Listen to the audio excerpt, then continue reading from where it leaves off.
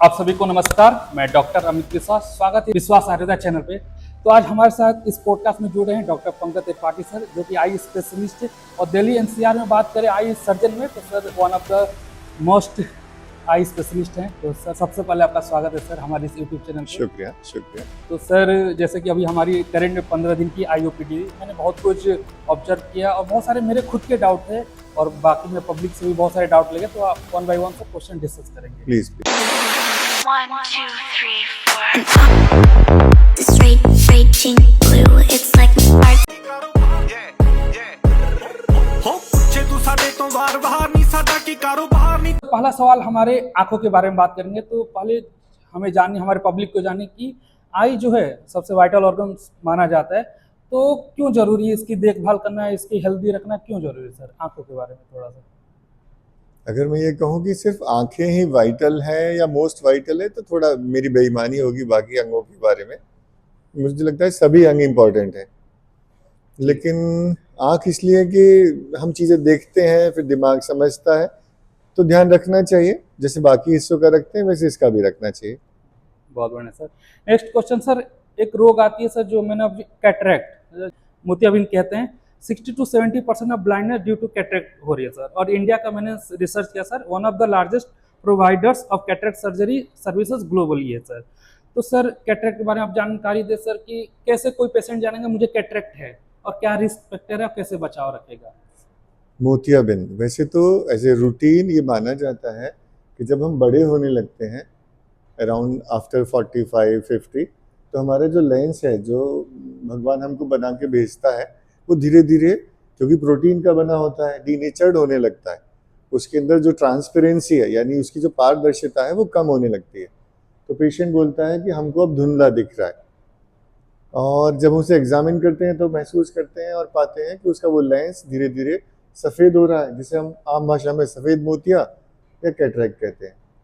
Risk factor की जहाँ तक बात है, कुछ डिजीज़ है जैसे डायबिटीज़ है, ब्लड प्रेशर है, ये थोड़ा हेल्प करती है। कुछ वो लोग जो भट्टी के आसपास काम करते हैं, फर्नेसेस के पास काम करते हैं, या कुछ दवाइयाँ हैं जैसे कॉर्टिकोस्टेरॉइड है, इनके ज़्यादा उपयोग से मोतियाबिंद जल्दी हो जाता है। एक थ्योरी ये भी है कि अगर माँ बाप को 50 में कैटरेक्ट हुआ है तो बच्चों को 45-40 में होगा। तो these are the mainly risk factor जिन्हें आदमी को कंसीडर करना चाहिए। और अगर उसे कभी भी लगता है 40 के बाद कि उसको धुंधला दिख रहा है तो उसको एक बार डॉक्टर से कंसल्ट कर लेना चाहिए। सर इसका ट्रीटमेंट, थोड़ा उपचार कैसे कर सकते हैं?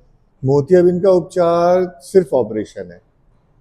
मतलब जो लोग जैसे मैंने सुना है कई बार गांव में लोग दवाई देते हैं, एक दवाई होती है जो पुतली को बड़ा कर देती है, जिसकी वजह से उन्हें कुछ दिन बेहतर दिखता है और वो सोचते हैं उनका मोतियाबिंद ठीक हो गया। लेकिन दुनिया में अभी तक एज ए रूटीन कोई ड्रग नहीं आई है जिससे आप मोतियाबिंद ठीक कर सकें। हो सकता है कुछ समय बाद साइंस डेवलप कर जाए, लेकिन now till date it is only the treatment surgery. आपको उसे ऑपरेट करा लेना चाहिए और उसमें आपकी नीड के हिसाब से उसमें लेंस डलवा लेना चाहिए। Thank you sir. Sir surgery की बात कर रहे हैं तो इसमें दो तरह की जो मैंने रिसर्च किया, फेको इमल्सिफिकेशन एक आती है, एक आती है SICS small incision cataract surgery. तो कौन सा आप किसको, मैंने पेशेंट कैसे प्रेफर करें कि किनको कौन सा कराने, कौन सा बेहतर है सर? देखिए बेहतर तो फेको ही है। फेको में आपका हॉस्पिटल स्टे मिनिमम रहता है, रिकवरी बहुत फास्ट होती है, और फेको की भी कुछ एडवांस टेक्निक आ गई हैं। तो कोशिश करनी चाहिए, अगर आपके रीच में है, आपके आसपास हॉस्पिटल है, तो आपको फेको प्रेफर करना चाहिए। Thank you sir. सर अब तो ये सर हमारी इन्फॉर्मेटिव होगी, अब बात करेंगे सर कुछ मिथ के बारे में जो आमतौर पर हमारे गांव के लोगों के साथ ये मिथ बनी रहती है आंखों के लिए, तो वन बाय वन से डिस्कस करते हैं। सर तो पहले हमारा बताना आपको, गर्मी में सर्जरी बहुत लोग अवॉइड करते हैं, इसके पीछे सच्चाई क्या है सर? बहुत लोग ठंडी का वेट करते हैं, ठंडी आएगी तो हम सर्जरी कराएंगे, तो इसके बारे में आप सर थोड़ा स्पष्ट करें इसको। उसके पीछे बस एक ही लॉजिक है। आज से 50 साल पहले, 40 साल पहले जो सर्जरी होती थी वो इस तरह से होती थी कि पेशेंट को बहुत दिन घर में रहना होता था, उसको टाँके लगते थे, पट्टी बांधना पड़ता था। तो ये माना जाता था कि गर्मी में टाँके पक जाएंगे, इन्फेक्शन हो जाएगा। तो वो जो बिलीव था उन लोगों के मन में वो आज इतनी तरह से चल रहा है। जबकि आज की डेट में जो सर्जरीज होती हैं OPD प्रोसीजर्स हो गया। आपको डे केयर में आना है, सर्जरी करानी है, और 1 घंटे बाद आप घर जाइए, अपने काम कीजिए। तो वैसा कुछ भी नहीं है, तो हम कभी भी करा सकते हैं।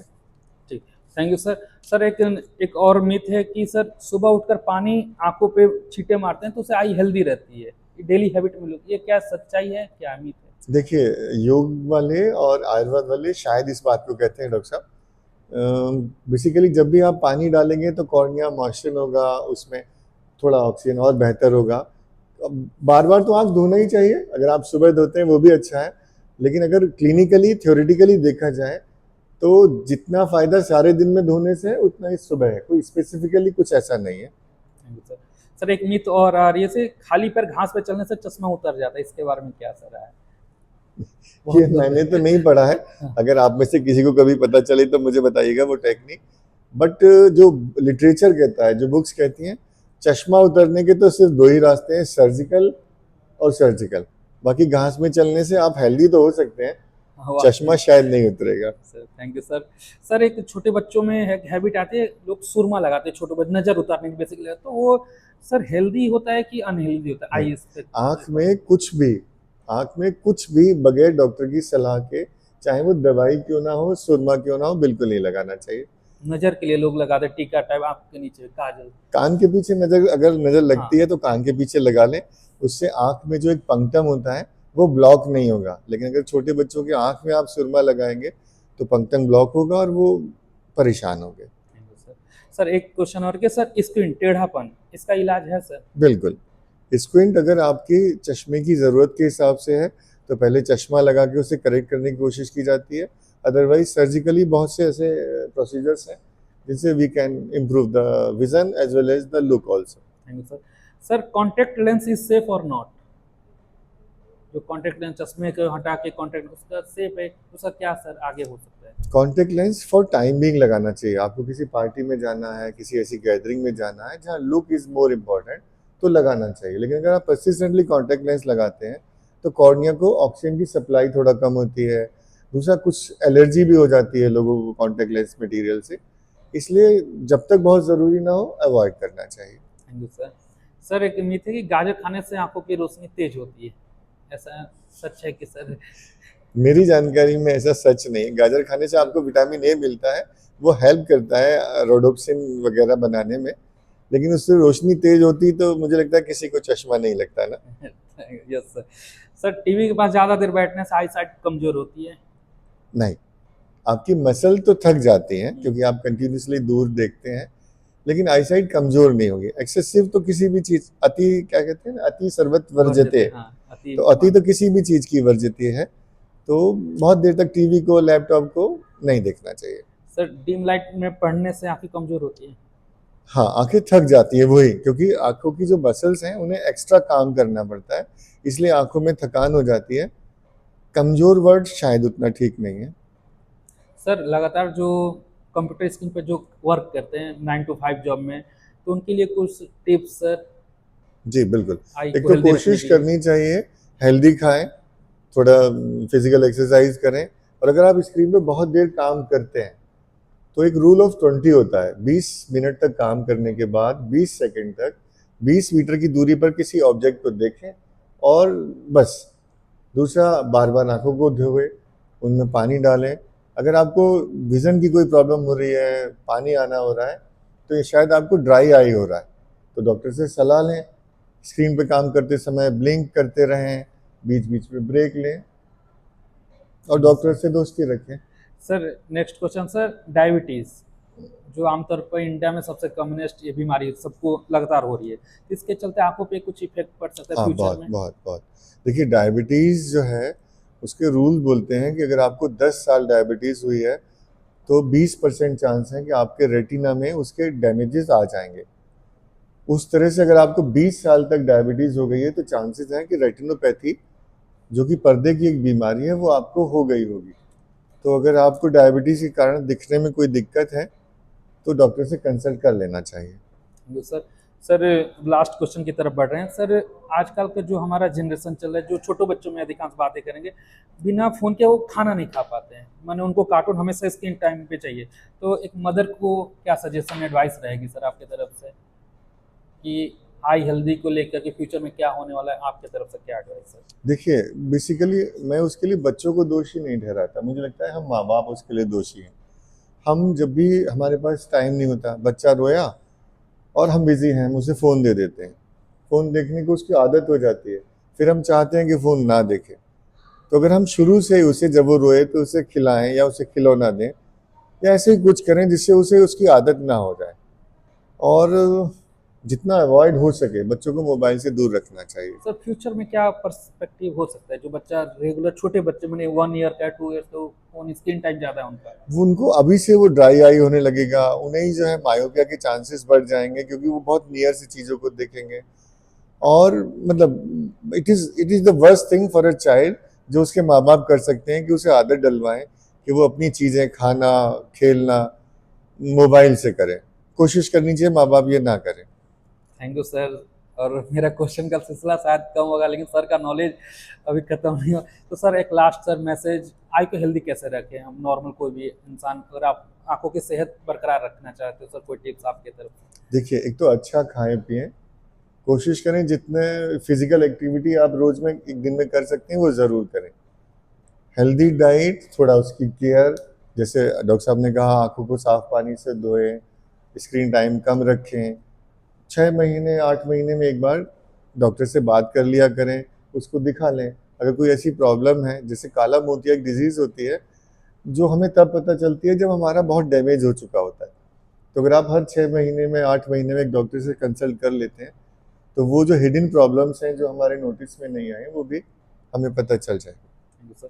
सर मैंने तो इतना ही इकट्ठा किया मिथ। सर आपके नज़र में कोई ऐसा हमारे सोशल में मिथ है जो आपको लगता है कि ये चीज़ें गलत इंफॉर्मेटिव हमारे सोसाइटी में है? डॉक्टर साहब, मैं एक बात कहना चाहता हूँ, हम सभी लोग चाहते हैं कि समाज हमें बहुत कुछ दे, लेकिन हम समाज को कुछ देना नहीं चाहते। डॉक्टर साहब, मैं पिछले 25 सालों से इसी फील्ड में हूँ। हम अपने माँ बाप का, जो कि बूढ़े होके चले जाते हैं, उनका कॉर्निया डोनेट नहीं करते हैं। हमको लगता है कि इनका शरीर का नुकसान होगा। अगर देखा जाए उसी शरीर को तो हम जला देते हैं, बिल्कुल। तो अगर हम उस कॉर्निया को डोनेट कर दें तो ऐसे 2 लोग जो किसी डिजीज़ की वजह से ब्लाइंड हैं कॉर्निया की, उनको रोशनी आ जाएगी। तो मेरा एक सजेशन है, एक रिक्वेस्ट है आप सभी से, आपके घर के वो बुजुर्ग जो दुनिया छोड़ के जाने वाले हैं, आपको लगता है कुछ समय में, उनके लिए आई डोनेशन के एफर्ट करें, और जब वो चले जाएं तो नियर बाई किसी इंस्टीट्यूट को इस बारे में इन्फॉर्म करें और वो फॉर्म फिलअप करके उनकी कॉर्निया डोनेट करें।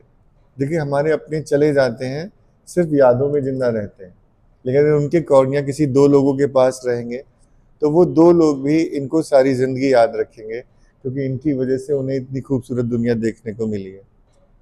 सर ये चीज़ें तो पहले मैं इस प्लेटफॉर्म से कर रहा हूँ कि सर अगर मैं उस पेज पे गया और बात हुई तो मैं जरूर अपना डोनेट वेरी गुड करूँगा डॉक्टर साहब, सर, वेरी गुड। कॉर्निया। हम सबको यही कोशिश करनी चाहिए कि जो हमारे घर के बुजुर्ग जब जाने लगे तो भी एफर्ट करके उसे उस प्रोसेस को स्टार्ट करना चाहिए।